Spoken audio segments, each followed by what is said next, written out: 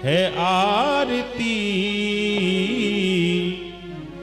पापियों को पाप से है तारती। श्री भागवत भगवान की है आरती, पापियों को पाप से है तारती। गाओ आरती गाओ आरती गाओ आरती गाओ आरती गाओ आरती गाओ आरती गाओ आरती गाओ आरती। श्री भागवत भगवान की है आरती, पापियों को पाप से है तारती। श्री भागवत भगवान की है आरती, पापियों को पाप से है तारती। यह अमर ग्रंथ यह मुक्ति कंठ यह पंचम वेद निराला, नव जोत जगाने वाला। नव जोत जगाने वाला, नव जोत जगाने वाला।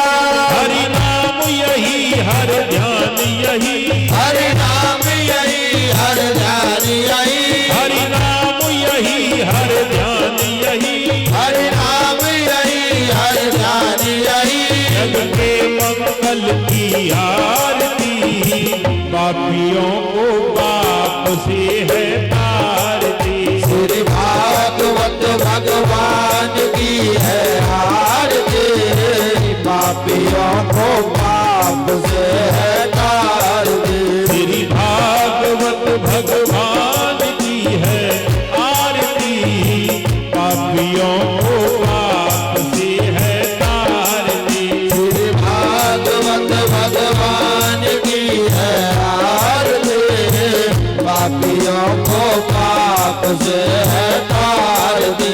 यह शांति गीत पावन पुनीत पापों को मिटाने वाला, ये अमर दिखाने वाला। पावन पुनीत पापों को मिटाने वाला, पुण्य दरस कराने वाला। यह सुख करनी है दुख हरनी, है सुख करनी है दुख हरनी, यह सुख करनी है दुख हरनी, है सुख करनी है दुख हरनी। श्री मधुसूदन की आरती, पापियों को पाप से है तारती। श्री भागवत भगवान की है आरती, पापियों को पाप से है तारती। यह मधुर बोल जग पंथ खोल सतमार्ग बताने वाला, बिगड़ी को बनाने वाला। बिगड़ी को बनाने वाला, बिगड़ी को बनाने वाला। श्री राम यही घनश्याम यही, श्री राम यही घनश्याम यही, श्री राम यही घनश्याम यही, श्री राम यही घनश्याम यही। प्रभु महिमा की है आरती, पापियों को पाप से है तारती। भागवत भगवान की है आरती, पापियों को पाप से है तारती। श्री भागवत भगवान की है आरती, पापियों को पाप से है तारती। भागवत भगवान की है आरती, पापियों को पाप से है तारती।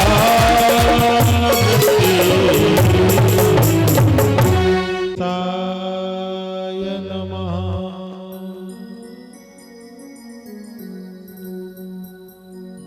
श्री राधा कृष्णाय नमः।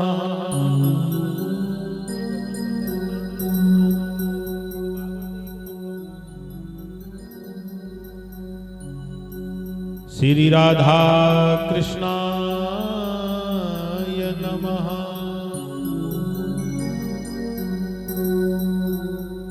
श्री राम दूताय नमः।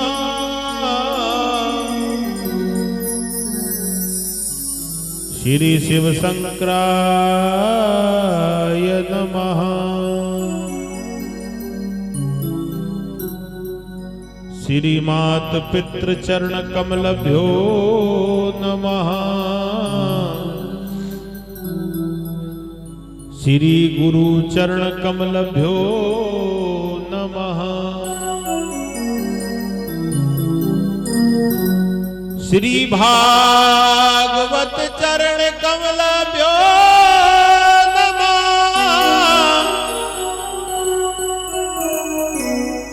श्री 33 कोट देवताय नमः।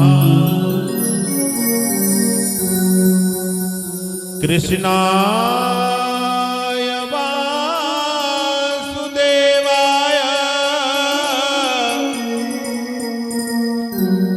हरे परमात्मने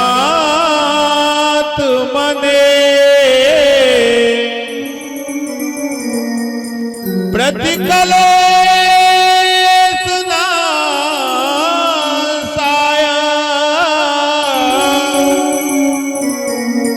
श्री गोविंदाय नमो नमः।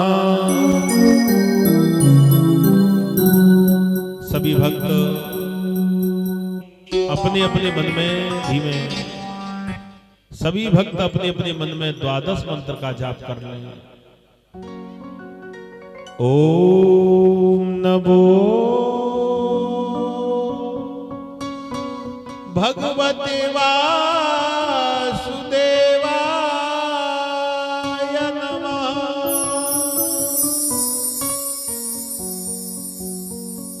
आज की कथा का रस ये गोविंद के चरण कमलों का रस है। इस चरण कमल के रस के लिए हमें भटकना पड़ता है। ये कब मिलेगा? ये आपका पुण्य है।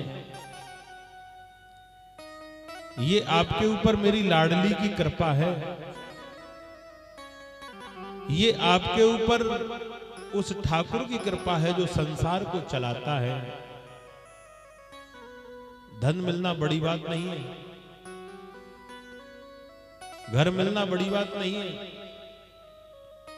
अनेक प्रकार के स्वादिष्ट भोजन करना बड़ी बात नहीं है, गाड़ी घोड़ा बंगले में घूमना बड़ी बात नहीं है।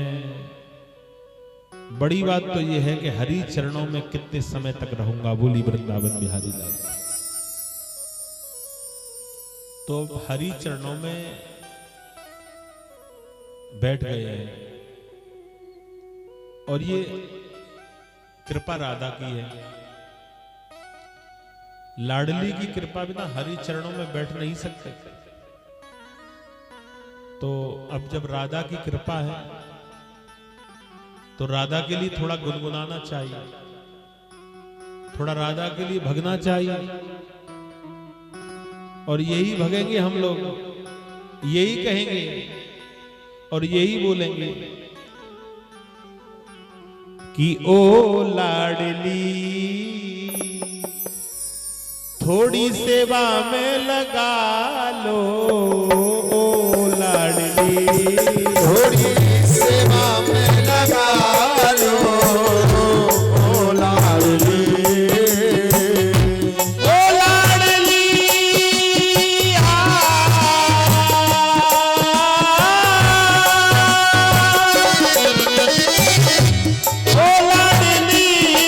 थोड़ी सेवा में लगा लो।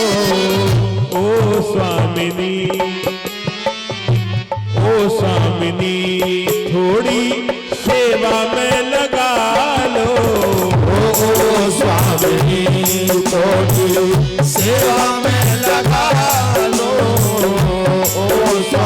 हरि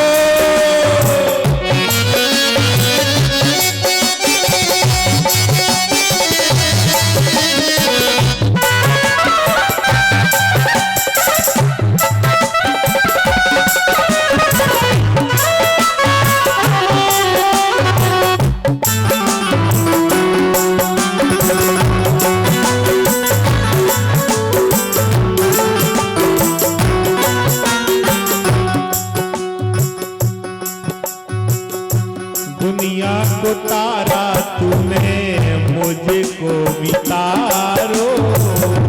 दुनिया को तारा तुम है मुझको बितारो। दुनिया को तारा मुझको बितारो। दुनिया को तारा मुझको बितारो। ओ स्वामिनी स्वामिनी स्वामिनी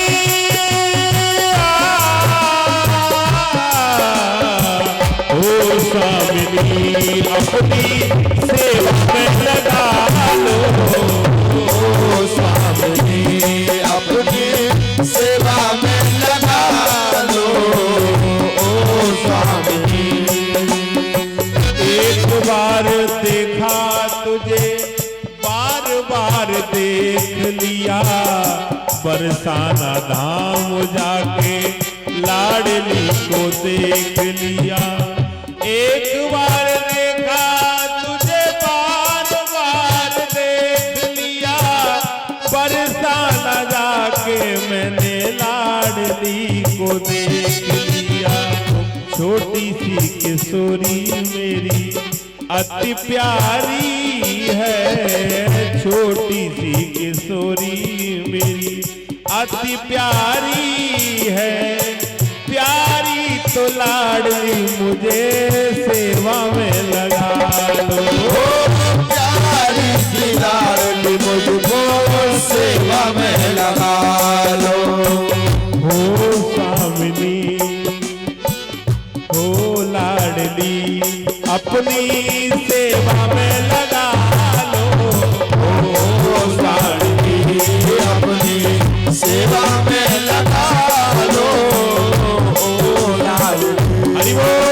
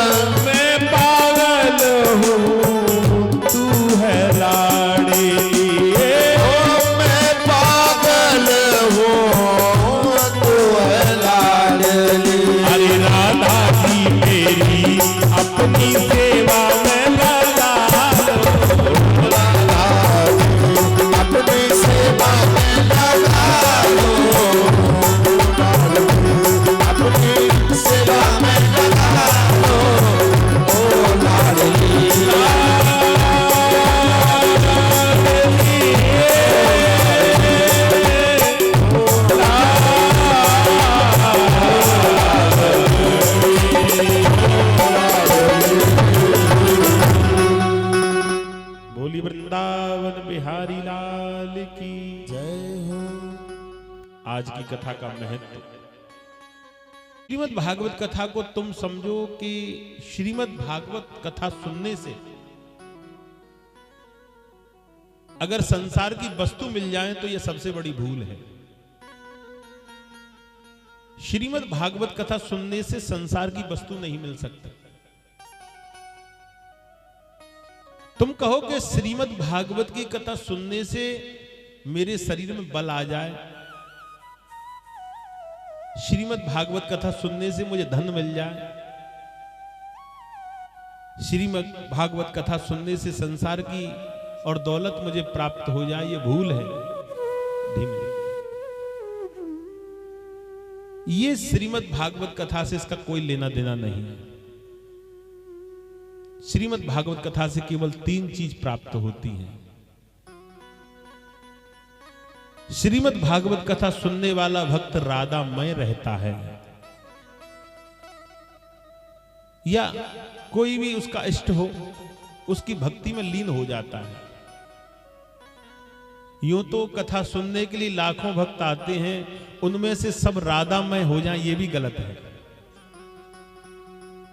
ये कलयुग में अगर 100 भक्त में से अगर 5 भक्त भी राधामय हो जाएं, वो कथा सफल हो गई। ध्यान से सुनना। तो ये श्रीमद् भागवत कथा भक्ति के और दीपक को आपके हृदय में जलाने का काम करती है। सबसे पहला ध्यान रखना, इसलिए आप भक्तिमय हो जाते हो, राधामय हो जाते हो, राममय हो जाते हो, जो भी है पहला कार्य। दूसरा कार्य, कथा सुनने वाले व्यक्ति और कथा कराने वाले व्यक्ति को स्वयं राधा मरने के बाद अपने हृदय में स्थान देती है।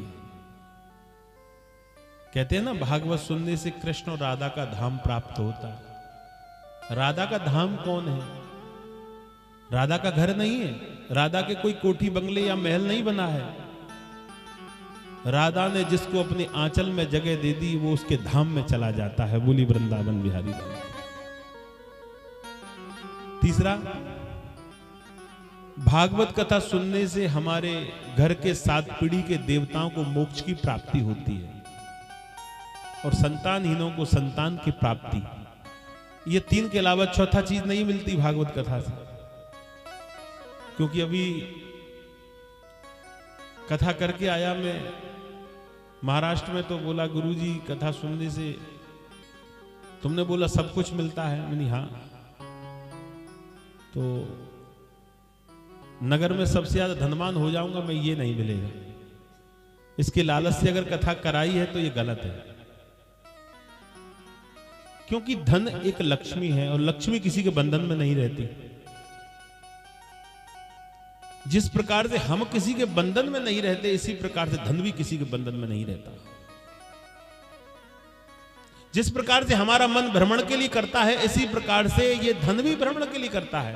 हाँ, हमारी जरूरतों को पूरा समय समय पर कर देता है। तो सबसे पहला तो मैं आपको यही संदेश दे रहा हूं कि कथा से क्या प्राप्त होता है।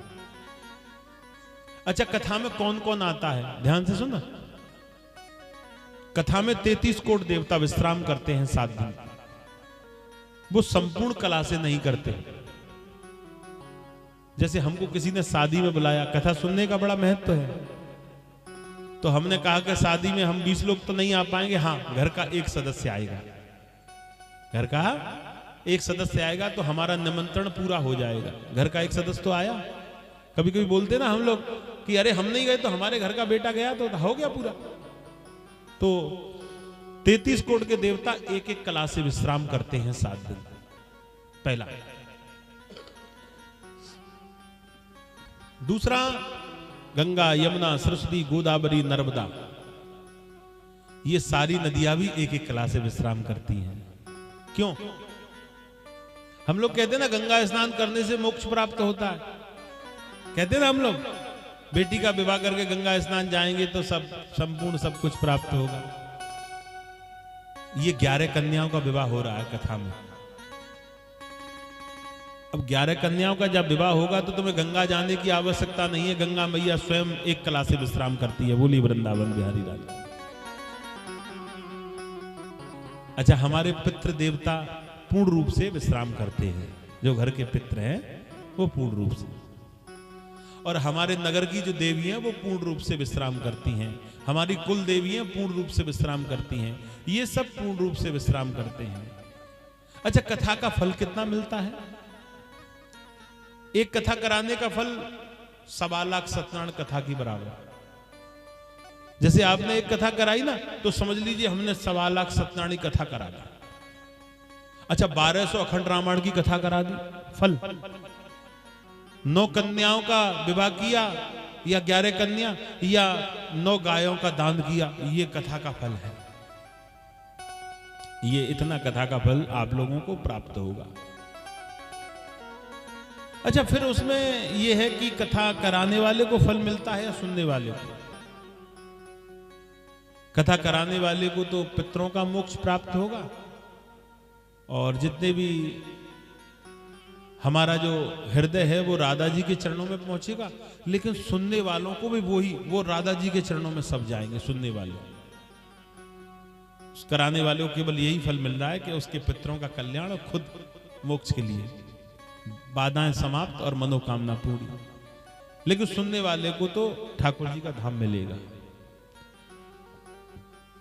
आजकल कलयुग है, मैं थोड़ा विषय छेड़ रहा हूं। कलयुग में भक्त कथा तो सुनना चाहता है, लेकिन कथा नहीं मिल रही है। कथा सुनना भक्त चाह रहा है कि मुझे कथा सुननी है, लेकिन सुने कहां? मुझे भोजन करना है। मैं कभी कभार ऐसी स्टेट में चला जाता हूं कि भोजन के लिए दिक्कत रहती है, तो मैं कुछ खा के फल वगैरह समय पास करता हूं, क्योंकि मैं खाना तो खाना चाहता हूं, भोजन तो करना चाहता हूं, लेकिन भोजन है नहीं है। इसी प्रकार से भक्त कथा तो सुनना चाहता है, लेकिन कथा नहीं है। क्यों? गोस्वामी जी ने रामायण में लिख दिया है कि कलयुग केवल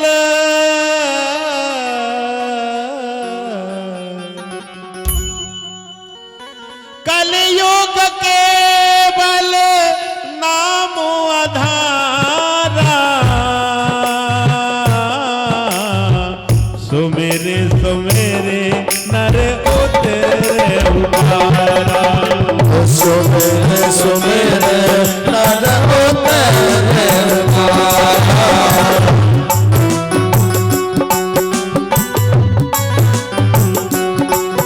अरे कलयुग केवल नाम आधारा, सुमेरे सुमेरे नर उतरे उतारा, सुमेरे सुमेरे नर उतरे उतारा। कितना सुंदर। कलयुग में कहीं भटकने की आवश्यकता नहीं है, ये सतयुग त्रेता द्वापर नहीं है, जो कि मुझे 10,000 वर्ष तपस्या करनी पड़ेगी। कितनी कठिन परिश्रम होगा उस समय सतयुग त्रेता में, द्वापर में, कि 10,000 वर्ष ऋषि मुनि को तपस्या करनी पड़ेगी। लेकिन कलयुग में नाम का भूखा ईश्वर है। मंदिर में 2 घंटे बैठ जाना और घर में 10 मिनट राधा नाम का जाप कर लेना, बराबर फल मिलेगा। बोली वृंदावन बिहारी लाल की। लेकिन राधा जाप वो ही कर सकता है जो अपने कर्मों में रहता है। माता को दुखी करने वाला राधा जाप से कुछ नहीं मिलेगा, पिता को दुखी करने वाले को राधा जाप से कुछ नहीं मिलेगा। संसार के लोग भागते तीर्थ पे जाएंगे, अब कुंभ में सब पहुंच जाएंगे, पूरा भारत। वहां संतों के चरणों को छुएंगे, माता के चरणों को कभी नहीं छुआ। उस कुंभ में जाने से कुछ नहीं मिलेगा।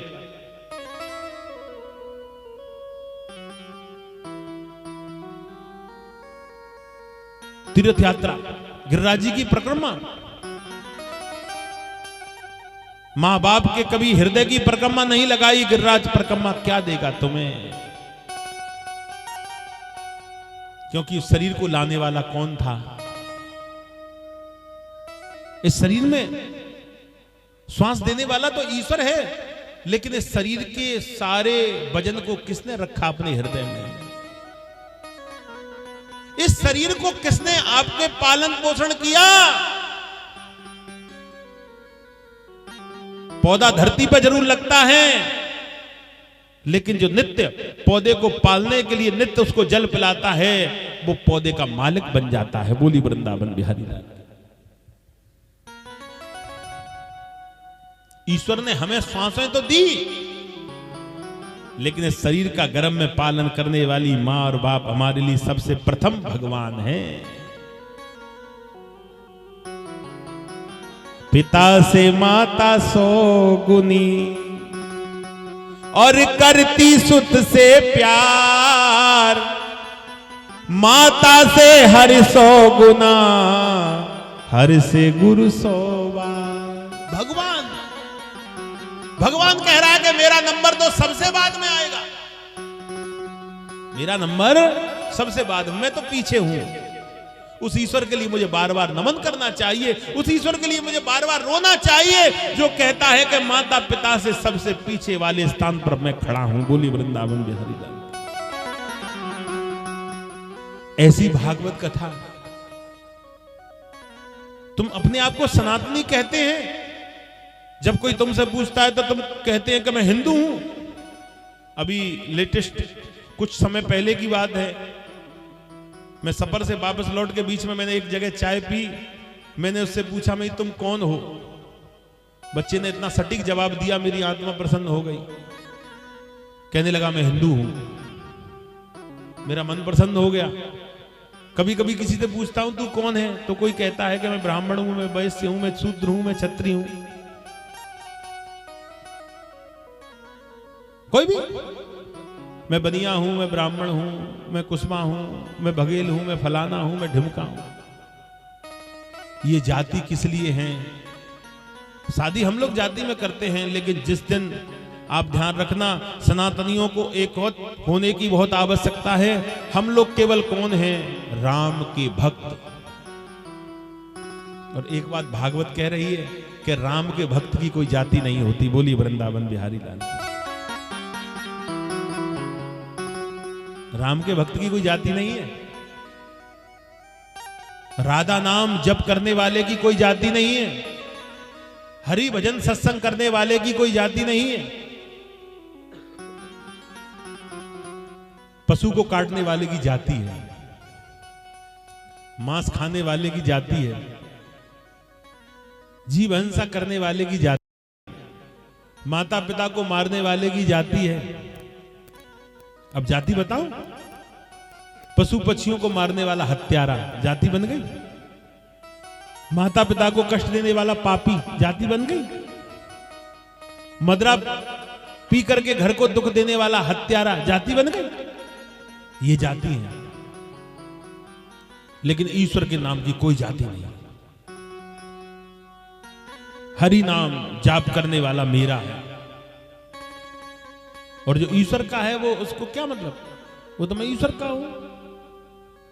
तो मेरा आज का उद्देश्य शुरुआत का कथा का यह है कि आप प्रेम की वर्षा करो, क्रोध की वर्षा त्याग दो, अहंकार की वर्षा को छोड़ दो। अहंकार से अग्नि प्रकट होती है, प्रेम से क्या प्रकट होता है? अमृत। हम लोग तपस्या करते हैं कि हमें अमृत मिल जाए, लेकिन अमृत मिलेगा कहां? अमृत किसी दुकान पे थोड़ी ना मिलता है। अमृत इस वाणी में है। जब श्रीमद् भागवत कथा हुई तो श्री सुखदेव जी से पूछा, प्रश्न किया परीक्षित जी ने कि अमृत कब मिलेगा? ये बड़ी ज्ञान की चर्चा है। कहने लगे कथा करते में कि महाराज जी अमृत की वर्षा कब होगी? व्यास जी बड़ी जोर से हंसे, और व्यास जी हंसते हुए कहने लगे 3 दिन से कथा सुन रहे हैं, तुमने अमृत की कभी विचार नहीं किया कि अमृत कहां से मिल रहा है? कि नहीं, क्योंकि मैंने सुना था कि ये कथा में अमृत मिलेगा। कहने लगे मूर्ख, जो इस वाणी से शब्द निकल रहे हैं यही अमृत वर्षा है। बोली वृंदावन बिहारी लाल। तो यहां अमृत की वर्षा रहेगी और आप लोग उस अमृत का पान करोगे। अब कौन कितना पान कर सकता है वो उसके ऊपर है। तो समय कम है, मुझे लगता है आपने भोजन भी नहीं किया होगा। अभी कलश यात्रा की है ना। अब कई लोग तो कर भी आते हैं, वो एक अलग विषय है। डायबिटीज वगैरह वाले तो सुबह खा लेते। हाँ, तो कथा को लेते हैं आगे, फिर कल से तो पूर्ण समय रहेगा। श्री सुखदेव जी कहने लगे कि हे राजा, एक बात, सूत जी महाराज 88,000 ऋषियों के बीच में आए। सूत कौन है? अब किसी अनपढ़ से पूछो कि सूत किसे कहते हैं, तो वो कहेगा कपड़े सिलने वाला सूत। कपड़े सिलने वाला सूत, और ये सूत जी है, नाम तो एक ही है। दोनों का काम क्या है? वो सूत जो धागा होता है वो कपड़े सिलने का काम करता है, और ये सूत जी भी कपड़े सिलने का काम कर रहे हैं। वो फटे हुए वस्त्रों को सिलता है, ये बिगड़े हुए व्यक्ति को अपने धाम में बुलाते हैं। बोली वृंदावन बिहारी लाल। ये सूत है, ये सूत। और सूत जी की आयु 18 वर्ष की है, ज्यादा बड़े नहीं है। 18 वर्ष के सूत जी जब 88 ऋषियों के पास में पहुंचे तो 88 ऋषि खड़े होकर के चरणों का बंधन करने लगे। सूत जी के नेत्रों में आंसू आ गए। मैं छोटा हूं, मैं 18 साल का, तुम 10-10 हजार बरस के ऋषि मेरे चरणों को क्यों छू रहे हैं, क्या है? 88 ऋषि रो गए, कहने लगे कि हे सूत जी, हम उम्र में बड़े हैं, हम उम्र में बड़े हैं, लेकिन तुम ज्ञान में बड़े हो। ध्यान देने वाली बात है माताओं, ज्ञान में बड़ा व्यक्ति सबसे बड़ा है। ज्ञान की कोई उम्र नहीं होती। अगर कोई छोटा बच्चा भी ज्ञानी है, उसके चरणों को छुओ, उसकी सेवा करो। 88 ऋषि कहने लगे, सूत जी महाराज, हमें ज्ञान की कुछ चर्चा सुना दो। मैं ज्ञान का पगला हूं, मुझे अपनी शरण में ले लीजिए। क्योंकि जिस व्यक्ति ने हरि के प्रवचन कानों से नहीं सुने वो बहरा है।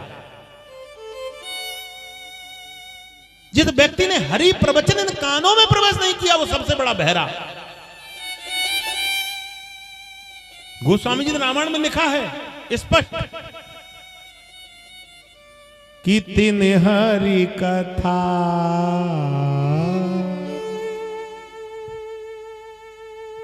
तीन हरि कथा सुनी नहीं काना। तीन हरि कथा सुनी नहीं काना। हरि का प्रवचन नहीं सुना, वो कौन है? तीन हरि कथा सुनी नहीं काना। तीन हरि कथा सुनी नहीं काना। बिनर है सब पशु समाना। बिनर है सब पशु समाना। तीन हरि कथा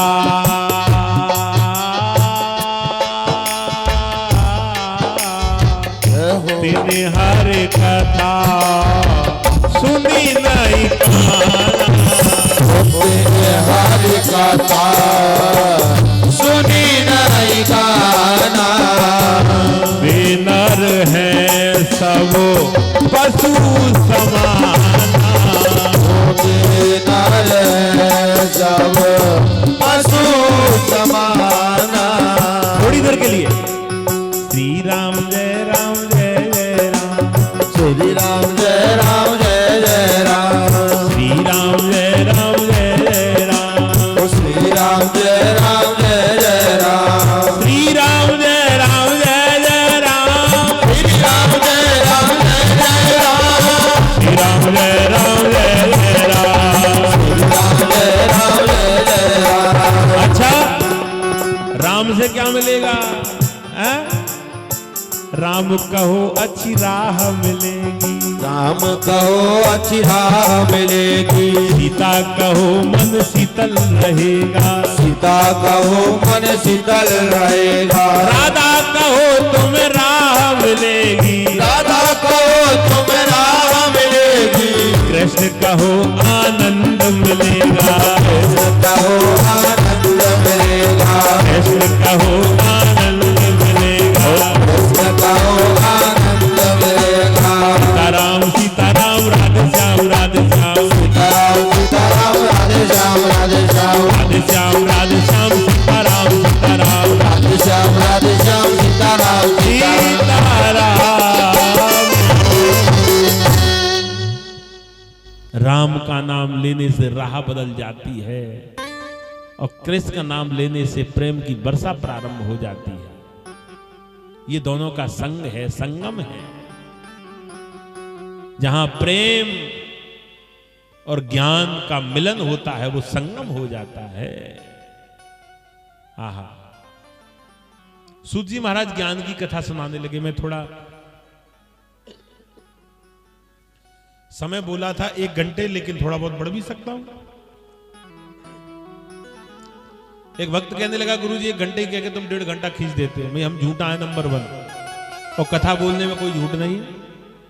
कथा सुन ले व्यक्ति, झूठ से ही सुन ले, सुने तो सही है, तो ये झूठ नहीं।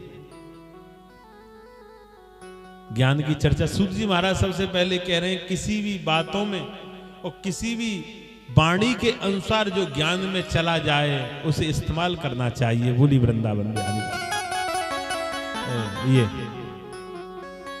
सूत जी महाराज कहने लगे कि हे 88,000 ऋषियों, एक बार नारद जी विष्णु भगवान के पास पहुंचे और विष्णु भगवान से कहा कि मैं मृत्यु लोक में घूमना चाहता हूं। जिस लोक में हम रह रहे हैं इसका नाम है मृत्यु लोक।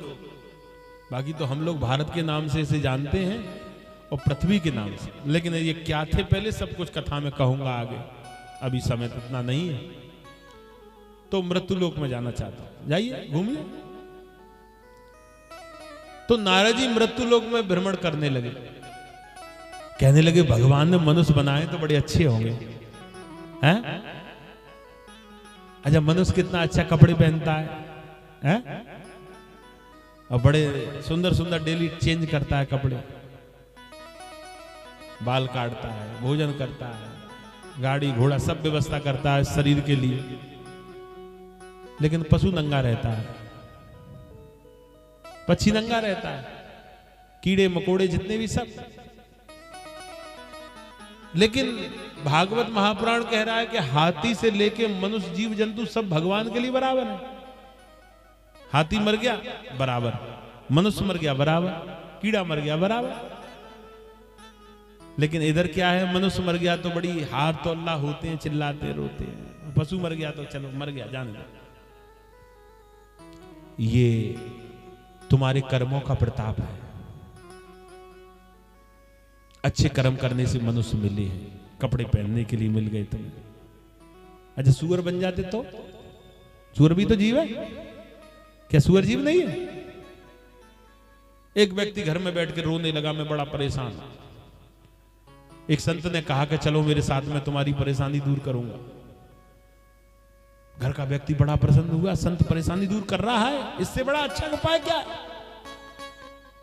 संत के पास में कोई चीज होगी वो मुझे देगा, मेरी परेशानी दूर हो जाएगी। आजकल व्यक्ति के मन में यही तो है, बाबा मुझे कुछ दे दो, मैं परेशान हूं। अरे बाबा पे कुछ होता तो बाबा क्यों जंगल में भटक रहा होता? बाबा खुद भिखारी है। मनुष्य पीछे पीछे बाबा कुछ देगा, बाबा चला जा रहा है, मनुष्य पीछे पीछे। बड़े ज्ञान की चर्चा है, एक आधा मिनट ले रहा हूं। मनुष्य पीछे पीछे भागा। एक सुअर नाली में गंदगी खा रहा है। बाबा ने उसका हाथ पकड़ा, कहने लगे ये कौन है? कि ईश्वर का जीव। तू कौन है? मैं भी ईश्वर का जीव हूं। अच्छा, ये परेशान है कि तू परेशान है? कहने लगे ये। अगर भगवान तुझे ये बना देता तो? मनुष्य चिल्लाने लगा मैं बहुत सुखी हूं। बोली वृंदावन बिहारी लाल। ये नहीं बनाया। जहां मन की गति रुक जाती है, जहां इच्छाओं की पूर्ति हो जाती है, वो मनुष्य सुखी हो जाता है। सुख और दुख भगवान ने नहीं बनाया, ये मेरा है। इच्छाएं दौड़ने लगी तो दुखी हो गया, इच्छाएं कंट्रोल में हो गई तो सुखी हो गया, बात खत्म। तो आज भटकने लगे नारद जी, मनुष्यों को मिलूंगा। एक नगर में पहुंचे, वहां पति पत्नी में झगड़ा हो रहा है। नारद जी घबराए, ये कैसे मनुष्य लड़ रहे हैं। दूसरे गांव में गए, वहां भाई भाई धन के लिए लड़ रहे हैं। भगवान नारद जी घबराए तो गए, चारों तरफ घूम आए, लेकिन संतुष्टदायक बात कहीं नहीं मिली। कोई भगवान का प्रिय नहीं मिला। धन के लिए सब पागल, नारद जी दुखी होते होते सब जगह घूम आए, लेकिन संतुष्ट कहीं नहीं हुए। अब तो वो वृंदावन की ओर चलने लगे। चलो मैं वृंदावन पहुंचता हूं, वहां देखता हूं। जब वृंदावन पहुंचे, जवान माता चिल्ला चिल्ला कर रो रही है, मेरे बच्चों को कोई बचा लो, मेरे बच्चों को कोई बचा लो। और दो बच्चे बूढ़े बूढ़े मानो मरने के लिए तैयार। नारद जी ने कहने लगे, भैया ये तुम्हारे दोनों कौन लगते हैं? ये तुम्हारे दोनों कौन हैं? कहने लगे, ये मेरे बेटे हैं। तुम जवान हो, बेटे बूढ़े हो गए। ये भी एक नरक है, ध्यान रखना माताओं। बच्चे जवान होते, माता बूढ़ी, पिता बूढ़ा, ये अच्छा है। तो ये नारद जी घबराए, मैया जवान और बच्चे बूढ़े। और बच्चे भी बूढ़े ऐसे हैं कि श्वास ले रहे हैं, केवल जिंदा हैं, बाकी सब खत्म। नारद जी कहने लगे, मैया तुम्हारा नाम क्या है? कि भक्ति। ब्रजधाम में जीवित कौन है? भक्ति। भजन का आनंद ब्रज में बड़ा आता है। संसार के विदेश तक के भी लोग ब्रज में भजन करने आते हैं। हम लोग 2-2 साल नहीं जाए वृंदावन। हाँ, आगरा में एक भक्त से मेरी मुलाकात हुई। मैं गिरिराज जी की परिक्रमा कब की लगाई है कि मैं छोटी सी जब गई पापा के संग। मैं अभी तक रोटी खाती रह गई। तू क्या? हाँ, पड़ोस नहीं जा रहा है, विदेश आ रहा है। आज कहने लगे, ये दोनों कौन है? ज्ञान और वैराग्य। भक्ति सोते जागते उठते बैठते चलते फिरते कभी भी कर सकते हो, लेकिन ज्ञान वैराग के लिए तुम्हारा शरीर संतुष्ट होना चाहिए, निरोगी होना चाहिए। अच्छा, कोई कह दे 10 घंटे भजन करो और घोंटू बेकार है, कहां से भजन कर पाओगे? अच्छा, पेट में दर्द हो जाए फिर कहो कि आरती करो, तो आरती अच्छी नहीं लगेगी, डॉक्टर अच्छा लगेगा उस समय। अब ये काया कैसे हो निरोगी? भजन से। खाए लुढ़क गए, कैसे होगा शरीर सही? भजन से। भजन की आवश्यकता। नारद जी से कहा कि इनको ठीक कर दो। नारद जी उनको कान में जोर जोर से मंत्र सुनाने लगे, लेकिन कुछ नहीं हुआ। गीता की कथा सुनाई तो नेत्र खुल गए, माता प्रसन्न हो गई। लेकिन गीता जब समाप्त हुई तो फिर वैसे के वैसे ही हो गए। नारद जी ने बहुत कुछ प्रयास किया, लेकिन वो ठीक नहीं हो पाए। मैया रोने लगी कि ठीक करो। नारद जी कहने लगे, उपाय ढूंढने जा रहा हूं। नारद जी उपाय ढूंढने के लिए यात्रा करने लगे। हरिद्वार, केदारनाथ, बद्रीनाथ, सबसे पूछने लगे संतों से कि ज्ञान वैराग भक्ति के मोक्ष का उपाय बताओ। किसी ने नहीं बताया। अब नारद जी भटक रहे हैं। 1 मिनट में आपकी ले रहा हूं, और 1 मिनट में यही कहेंगे कि हरि मोकु मिल जा, हरि मोकु मिल जा, मैं तो ढूंढ ही रहो। हरि मोकु मिल जा, मैं तो ढूंढ रहो। हरि मोकु मिल जा, हरि मोकु मिल जा, मैं तो ढूंढ ही रहो। हरि मोकु मिल जा, मैं तो ढूंढ रहो। हरि मोकु मिल जा, मैं तो ढूंढ रहो। हरि मोकु मिल जा, मैं तो ढूंढ रहो। हरि मोकु मिल जा, वृंदावन ढूंढूं, बरसाने में ढूंढूं। वृंदावन ढूंढूं, बरसाने में ढूंढूं। वृंदावन ढूंढूं, बरसाने में ढूंढूं। वृंदावन ढूंढूं, बरसाने में ढूंढूं। हृदय में बैठा हरि मोए मिल जा। हृदय में बैठा हरि मोए मिल जा।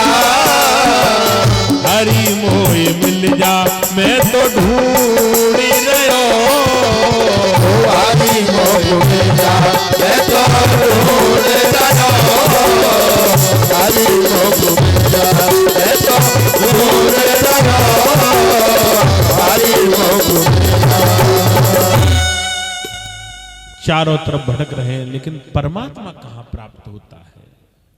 एक बात और बता दूं, तुम्हारे मतलब की है, भटकने से भगवान नहीं मिलता। भटकने से भगवान मुझे नहीं मिलता। मुझे 24 बरस कंप्लीट हो गई कथा करते, 25 में चल रहा हूं। 2001 से कथा पढ़ना शुरू किया, लेकिन आज तक अंधकार में ही डोलता रहा। मुझे कहीं शांति प्रदान नहीं हुई, और शांति मिली तो केवल हरि भजन में। दुनिया में कहीं शांति नहीं है। बोली वृंदावन बिहारी लाल। अच्छा, तुम्हें कब पता चलेगी मुझे भगवान मिल रहा है? जिस दिन संसार की बातें बेकार लगे, समझ लो उसी दिन भगवान तुम्हें मिलना शुरू हो गया। बोली वृंदावन बिहारी लाल। अभी एक संत ने मुझसे पूछा, महाराज जी भगवान कब मिलेगा, ये पता कैसे चलेगी? कभी कभी कहते हैं ना, पेट में दर्द हो रहा है तो अल्ट्रासाउंड कराओ, पता चल जाएगी कहाँ दर्द है। वो ऐसे पता चलती है। कहीं हड्डी टूट जाए तो एक्सरा कराओ, ये हड्डी टूटी है, चटक गई है, जो भी है। तो इसी प्रकार से परमात्मा कब मिल रहा है, ये इसका एक्सरा या अल्ट्रासाउंड कैसे होगा? कहने लगे जब संसार की बातें तुम्हें बुरी लगे, समझ लो भगवान मिल गया। और संसार की बातें जब तक अच्छी लग रही हैं, जब तक भगवान नहीं मिला। कई लोग होते ना, एक दूसरे की बुराई चल रही तो कान लगा के बैठ जाएंगे, सुनेंगे। अच्छा, घर में काम पड़ा है लेकिन चुगली शुरू होगी तो फिर वो काम भूल गए, अब यहीं बैठना है। समझ लो अभी भगवान नहीं मिल रहा है, अभी कुछ नहीं है, सब बेकार। अच्छा, कई घर से काम छोड़ के सत्संग में आते हैं, वो भगवान मिल रहा है। मेरे कई भक्त ऐसे हैं, लगभग उन्होंने 40 से ऊपर कथा सुनी है मेरी, और कथा की पता पड़ गई गुरुजी कथा है या किसी की कथा में समय जरूर देना।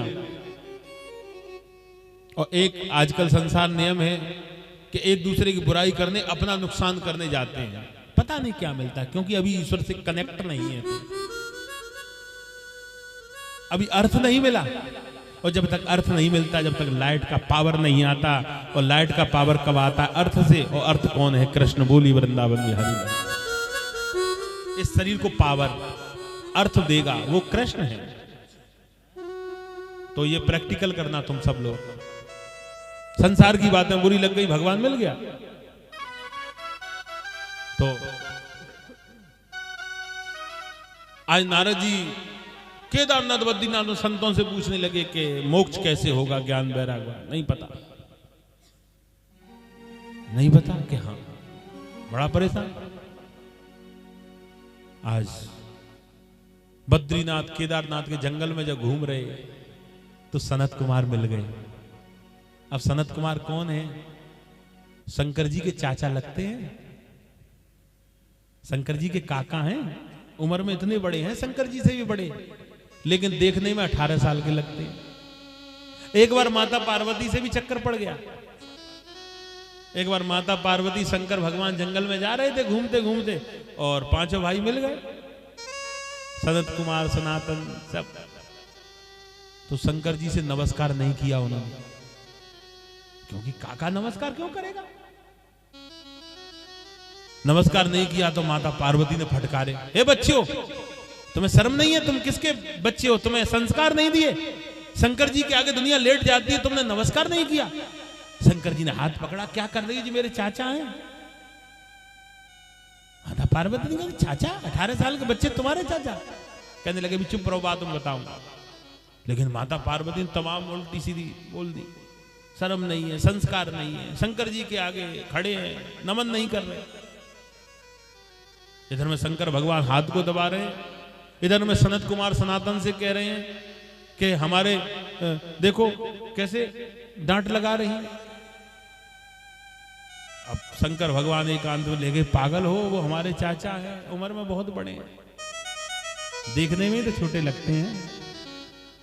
तो वही सनत कुमार मिल गए और सनत कुमार से कहा कि अब कोई उपाय बता। सनत कुमार कहने लगे, छोटा सा उपाय, ज्यादा बड़ा नहीं, लेकिन परिश्रम बहुत बड़ा है। हम कहते हैं ना भागवत, बात खत्म, भागवत बात खत्म, लेकिन इसकी व्यवस्था कठिन है। कहने में केवल 1 सेकंड लगती है। ये 9 कन्याओं का विवाह है ना, एक कन्या के विवाह में कितनी भागदौड़ करनी पड़ती है अपन को, इधर से लाओ सामान वगैरह। ये 9 कन्याओं का विवाह व्यवस्था है।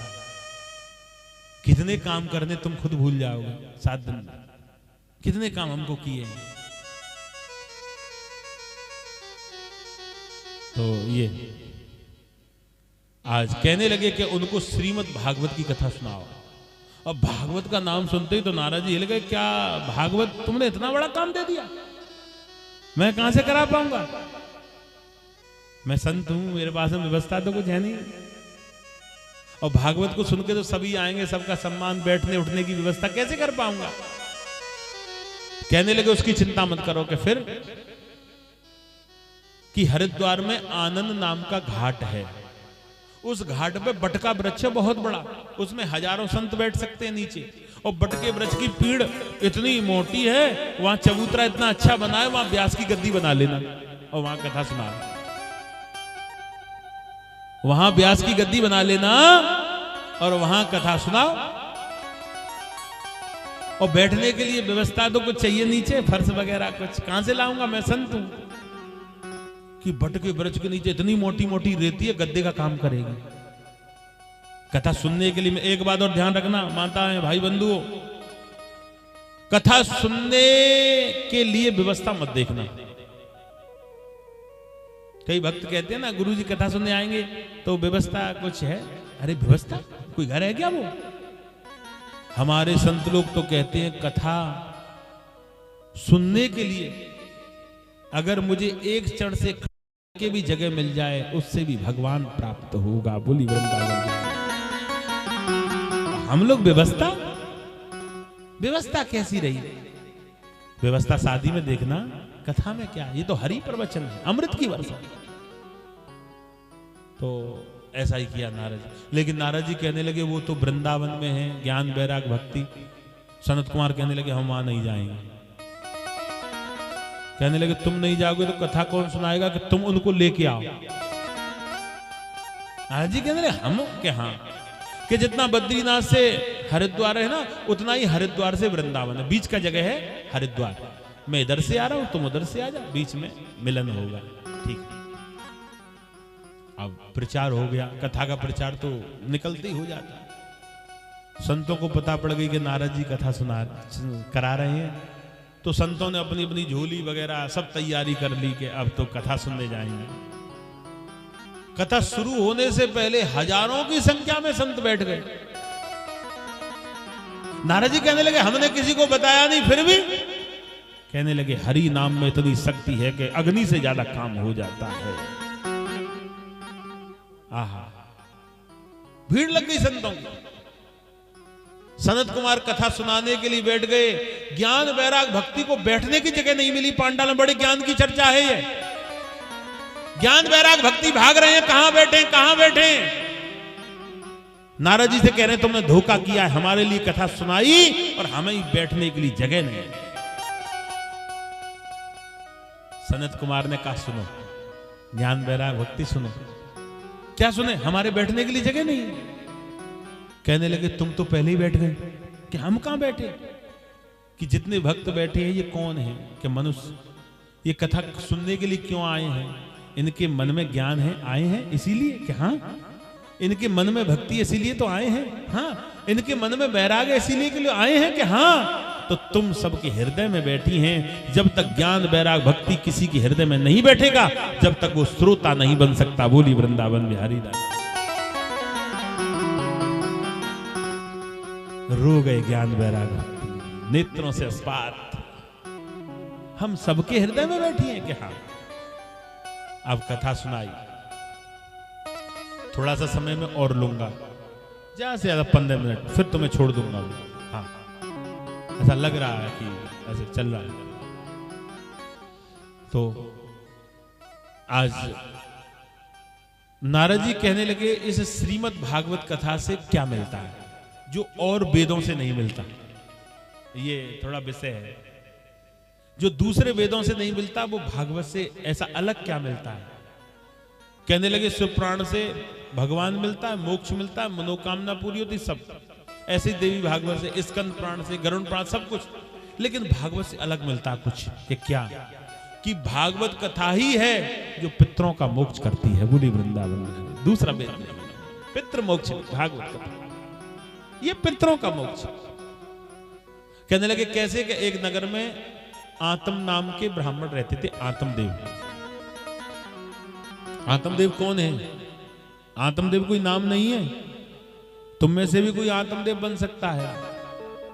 जिस व्यक्ति को आत्मज्ञान हो, जिस व्यक्ति के हृदय में छल कपट नहीं जाता हो, वो आत्मदेव है। कई व्यक्ति ऊपर से अच्छे हैं, अंदर से बड़े गंदे हैं। कई अंदर से गंदे हैं, ऊपर से भी गंदे हैं। कोई ऊपर से अच्छे, अंदर से गंदे, कोई अंदर से अच्छे, ऊपर से गंदे। अंदर के अच्छे बनो ना, ऊपर से क्या लेना देना। हम लोग क्या है कि अंदर से गंदे, ऊपर का दिखावा ज्यादा कर रहे हैं, और दिखावे से भगवान नहीं मिलता। तो आज आत्मदेव की पत्नी का नाम है धुंधली। धुंधली कौन होती? घर में कलह करने वाली। जो स्त्री घर में कलह शुरू कर दे, समझ लो घर का पतन शुरू हो गया। घर का पतन शुरू हो गया। वो जो स्त्री घर में अमृत की वर्षा करे, उस घर का वैकुंठ प्राप्त हो गया। हम लोग जाते ना किसी रिश्तेदारी में, भैया हम उसके घर गए, हमें आने का मन नहीं कर रहा था, क्योंकि उस घर में लक्ष्मी थी। माता लक्ष्मी तो है ही है। अच्छा, हम उस घर में गए, 2 दिन काटना मुश्किल हो गया, क्योंकि उस घर में झगड़ालू थी, झगड़ा करती थी। तो धुंधली, झगड़ा करने वाली, कलह करने वाली। और आत्मदेव के पास में कोई संतान भी नहीं थी। एक बार आत्मदेव दुखी होकर के जंगल में गए, एक सरोवर में कूदने के लिए, मरने के लिए तैयार हुए। भगवान साधु बन के आ गए, हाथ पकड़ा, क्यों मर रहे हैं? पत्नी धुंधली है, डेली कलेश, रात को 2 बजे 12, जब आंख खुल जाए। और दूसरा, मेरे पास में कोई पुत्र नहीं है। कहने लगे पुत्र की व्यवस्था तो हम कर रहे हैं, वैसे तो तुम्हारे 7 जन्म कोई पुत्र नहीं, फिर भी ये फल ले जाओ। पत्नी से कहना कि एक समय भोजन करें, धरती पे शयन, नदियों से पार नहीं करें, हरि भजन, पुत्र होगा। ठीक है, इतना कह के चले गए। अब फल को लेके पत्नी को दिया कि फल खाओ, पुत्र होगा। और 1 बरस तक कहीं जाना मत, धरती पे शयन, उल्टी सीधी बात किसी से मत करना। एक बात मैं कहना चाहूंगा, हमारी बहन, हमारी बेटी, हमारी पुत्र वधू, हमारी कोई भी रिश्तेदार गर्भवती हो, उसको यही कहना, हरि प्रवचन सुनो, हरि नाम का जाप करो। जो इधर उधर की बुराइयां करे, उससे थोड़ा दूरी रखो, क्योंकि वो सारा असर उस संतान के ऊपर आता है। बोली वृंदावन बिहारी लाल। अब क्यों आता है वो मैं कथा में आगे बताऊंगा। तो ऐसे आज फल को ले लिया। पड़ोस में रहती थी उनकी बहन धुंधली की, जैसी बहन जैसी धुंधली की बहन, क्योंकि बहन बहन तो सब एक सी है ना। तो धुंधली की बहन आई कि कैसे परेशान है कि ये फल दे दिया, आफत की जड़ है। खाऊंगी गर्भ रहेगा, गर्भ रहने से थोड़ा भोजन, और जब मरूंगी तो शरीर दुगला पतला हो जाए, वृथा मेरे प्राण निकल गए तो सब धन दौलत खा जाएंगे घर वाले। धुंधली की बहन कहने लगी इस फल को गौ माता को खिला दो, और तुम झूठा भेष बनाओ कि जैसे तुम गर्भवती हैं।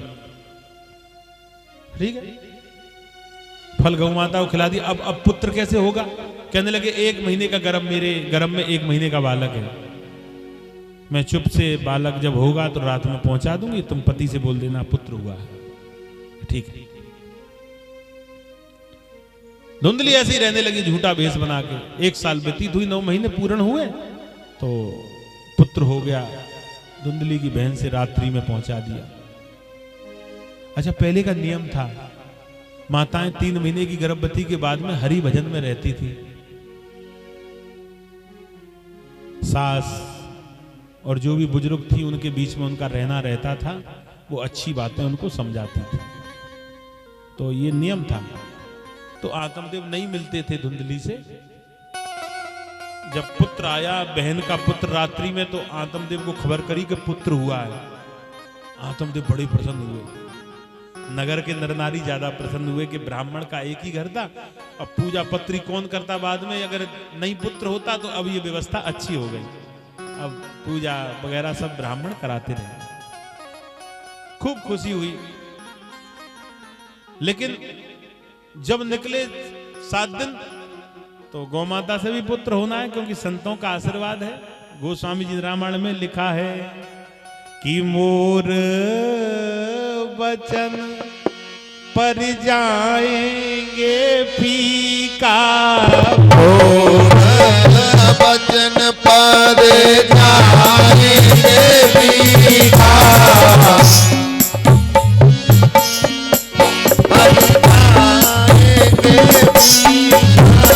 अच्छा, रामायण प्रतिदिन कौन कौन पढ़ता है घर में? हाथ उठा के बताओ। वाह, पिछली कथा में कह के गया था मैं, रामचरितमानस का जाप करना, सब भूल गई। हाँ, अभी तो 1 वर्ष नहीं हुआ। आज की डेट में मेरे लगभग शिष्य, लगभग, मैं पूरा काउंटिंग करके नहीं बता सकता, लगभग बता रहा हूं, लगभग 12-13 हजार से ऊपर भक्त रामचरितमानस का कथा का जाप कर रहे हैं घर में प्रतिदिन। रामचरित घर में होती है, उस घर में अकाल मृत्यु नहीं होती। रामचरितमानस जिस घर में होती है, उसमें वरुण शंकर पुत्र नहीं होता और व्यभिचारिणी स्त्री नहीं होती।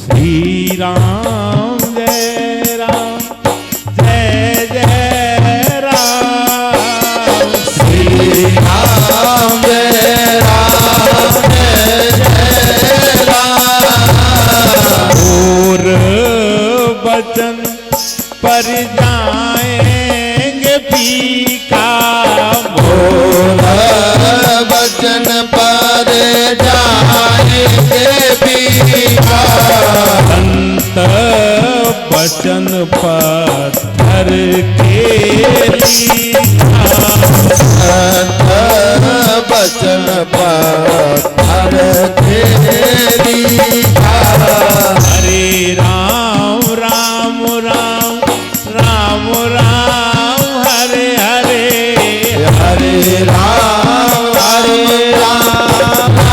राम हरे हरे, हरे कृष्ण कृष्ण कृष्ण हरे हरे, हरे कृष्ण कृष्ण कृष्ण हरे हरे, हरे राम राम राम राम राम हरे हरे, हरे राम हरे हरे,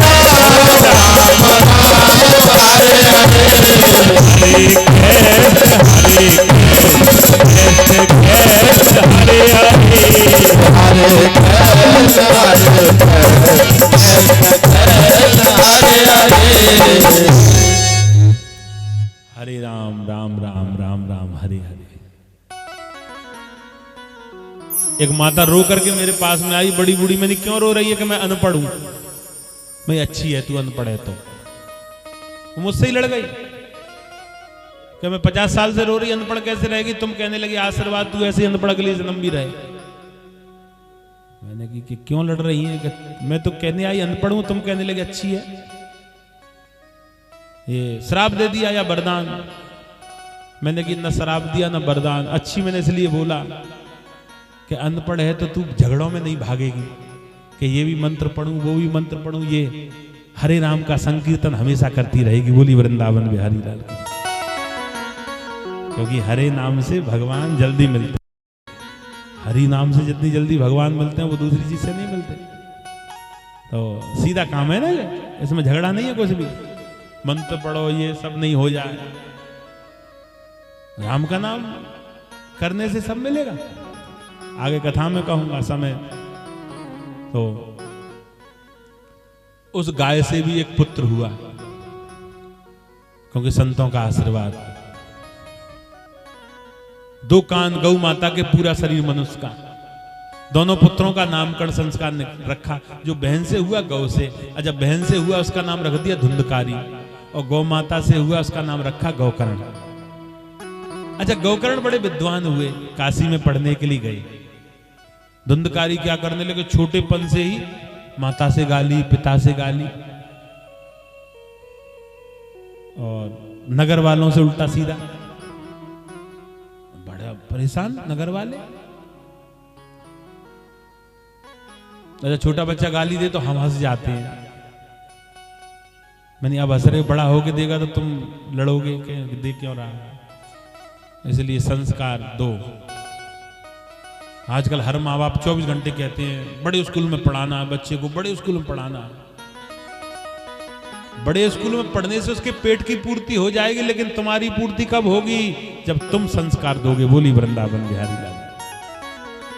तो ये पहले हम पढ़ने जाते थे तो मास्टर मारता था, टीचर मारती थी। घर से आए, क्या करके आए, थैला लेके सीधे चले आए। हाँ, माता पिता के चरण छुए? नहीं, मार बहुत पड़ती थी। कल से दादाजी के, माताजी के, पिताजी के चरण छू के आना, नहीं मार पड़ेगी। तो वो संस्कार थे, चरण छूना है। तो ये सब व्यवस्था तुम लोग करो। धुंधकारी बड़े हुए, पिता से गाली दी तो आत्मदेव जंगल में भजन करने चले गए। हमें नहीं रहना, माता का मोह ज्यादा था, रही। एक दिन माता को मारने लगे, माता कुएं में गिर के मर गई। धुंधकारी कहीं से 2 बेस्या लाया, दिन में बेस्याओं के साथ में रहे, रात्रि में चोरी के लिए जाए। दोनों बेस्या कहने लगी चोरी करता है। पकड़ा गया तो जेल में हमें भी जाना पड़ेगा, इसे मार दो।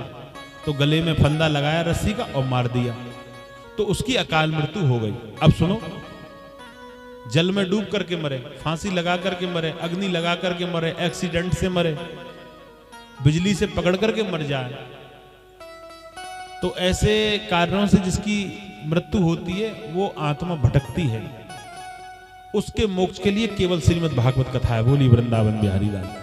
केवल, दूसरा कुछ नहीं। अभी लोग वाक कह देते ना कि हवन करा लो, यज्ञ करा, ये सब नहीं। इस आत्मा की शांति के लिए केवल भागवत। जैसे घर में कोई कुआरा मर जाता है, भटकता, उसके लिए भागवत। और दूसरा कोई खर्चा नहीं करना हमें। अगर करना है तो भागवत से मोक्ष करो, ये विधान है। तो धुंधकारी ने ऐसा ही किया। मेरा भाई मरा है अकाल मृत्यु से गया में। अच्छा, हम लोग गया में जाके पिंडदान कर आते हैं, वो भी गलत है। अगर पितृ आपके मोक्ष नहीं, पुत्र भटक रहे हैं तो गया में पिंडदान मत करो, पहले उनका मोक्ष करो तब।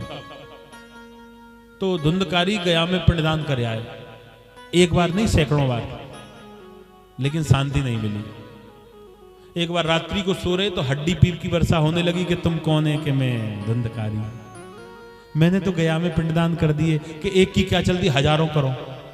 आकाशवाणी हुई, इन्हें भागवत सुना कि ठीक है। तो गौकर्ण ने स्वयं कथा सुनाई अपने भाई को। एक चौकी पे आसन डाल दिया और कही कि यहां बैठो पितृ। लेकिन वो आसन उड़ा दिया भगवान ने, बिठाला नहीं उस दुष्ट को कि मैं दुष्ट को कथा नहीं सुनने दूंगा। तो पास में ही बांस का वृक्ष खड़ा था, वो बांस के गांठ के दोनों पोली जगह होती है, वहां जाके बैठ गए। भगवान को पता पड़ी, इसने एक दिन की कथा सुन ली, उस गांठ को फाड़ दिया, वो दूसरी गांठ के स्थान पर बैठ गए। दूसरा स्थान भी ऐसे ही 7 दिन की कथा सुनने से 7 गांठ चटक गई बांस की, और ब्रह्मलोक से आया विमान, और विमान में बैठ करके वो अपने स्थान के लिए चले गए। बोली वृंदावन बिहारी लाल की जय हो। तो इस प्रकार से पितृमोक्ष कथा। 7 दिन की कथा में 24 अवतारों की कथा रहेगी। आप 24 अवतारों की कथा का आनंद लें। और इतना सुंदर समय कथा मिल रही है कि दोपहर में हमें धूप की आवश्यकता है। तो खाना पीना अपना जो भी ग्रहण करना है सुबह वो किया और सीधे बाके बिहारी तेरी आरती गाऊं, बाके बिहारी तेरी आरती गाऊं, बाके बिहारी तेरी आरती गाऊं। के बिहारी तेरी आरती गाऊं। अरे आरती गाऊं श्यामा आपको मनाऊं। आरती गाऊं श्यामा आपको मनाऊं। आपको मनाऊं श्यामा तेरे गुण गाऊं। आपको मनाऊं श्यामा तेरे गुण गाऊं। सिरा के बिहारी तेरी आरती गाऊं। आगे बिहारी तेरी आरती गाऊं। अरे मोर मुकुट तेरे शीश पे सोहे। मोर मुकुट तेरे शीश पे सोहे। प्यारी बंसी मन मेरो मोहे। प्यारी बंसी मन मेरा मोह। एक छवि पे मैं तो भले भले जाऊं। एक छवि पे मैं तो भले भले जाऊं। सिरा के बिहारी तेरी आरती गाऊं। आगे बिहारी तेरी आरती गाऊं। चरणों से निकली गंगा प्यारी। चरणों से निकली गंगा प्यारी। जिसने सारी दुनिया तारी। जिसने सारी दुनिया तारी। मैं चरणों में शीश झुकाऊं।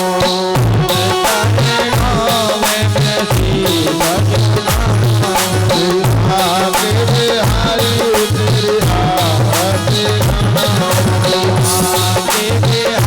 तेरी आरती ओ श्री हरिदास के प्यारे तुम हो। हरिदास के प्यारे तुम हो। मेरे मोहन जीवन रन हो।